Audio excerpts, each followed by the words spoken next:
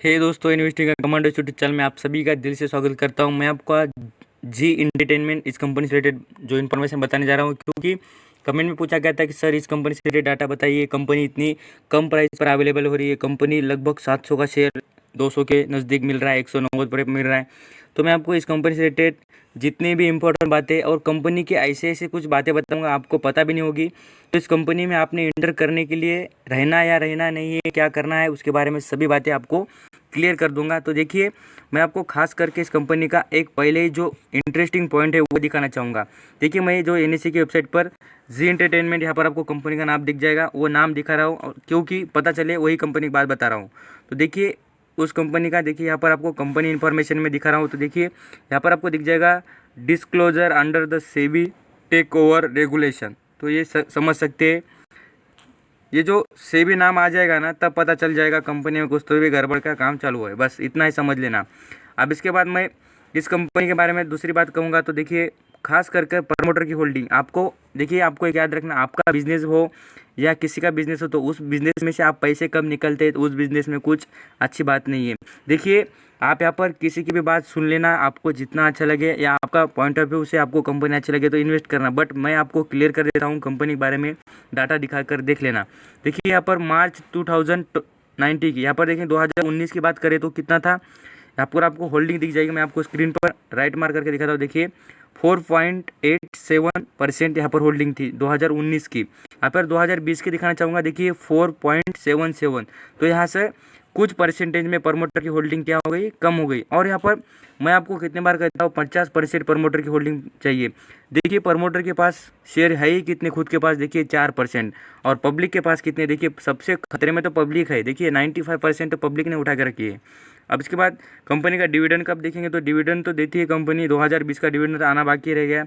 उतना कुछ यहाँ पर डिविडेंड का मेजर नहीं होता है। डिविडेंड जब प्रॉफिट होता है तब दे देती है कंपनी। बट यहाँ पर हम फाइनेंशियल रिजल्ट भी देखिए इस कंपनी के, तो आपको उतने कुछ बढ़िया दिखेंगे नहीं। देखिए यहाँ पर 51,000 लैक्स में यहाँ पर प्रॉफिट हुआ था, और यहाँ पर देखिए अभी के देखेंगे तो फिलहाल कम प्रॉफिट में चलती हुई दिख रही है। इसके बाद मैं आपको खास करके जो बात बार बार कहता हूँ कि प्रमोटर ने होल्डिंग गिरवी रखी है। देखिए 16% के शेयर यहाँ पर प्रमोटर ने यहाँ पर गिरवी रखे हैं। ये हो गई खतरनाक बात कंपनी से रिलेटेड। अब इसके बाद भी कुछ चीज़ें मैं आपको दिखाना चाहूँगा ज़रूर, क्योंकि देखिए आपको यहाँ पर ये क्लियर होना चाहिए कि कंपनी में आप पैसे इन्वेस्ट कर रहे हैं तो उस कंपनी से रिलेटेड बातें ज़रूर इन्फॉर्मेशन होनी चाहिए, क्योंकि पैसे हमारे मेहनत के हैं, पैसे कभी डूबने नहीं चाहिए। देखिए मैं एग्जाम्पल चार्ट दिखाना चाहूँगा। तो यहाँ पर एक बात देखिए, क्वेश्चन सबके दिल में होता है कि इतना कम वैल्यूएशन पे मिल रहा है।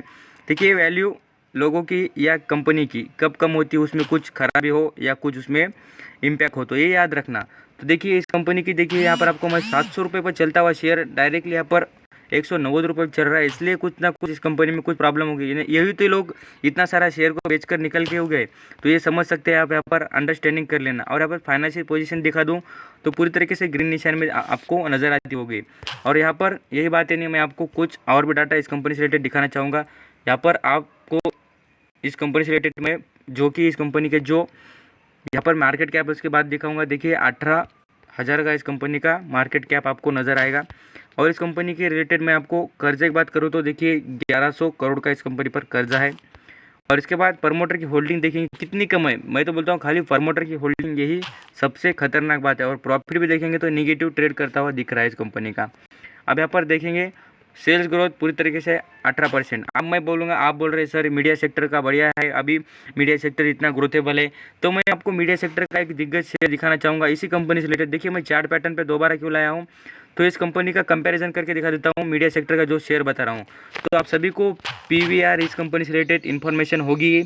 देखिए दिग्गज कंपनी है, कहाँ से रिलेटेड है, देखिए आपको बता दूँ।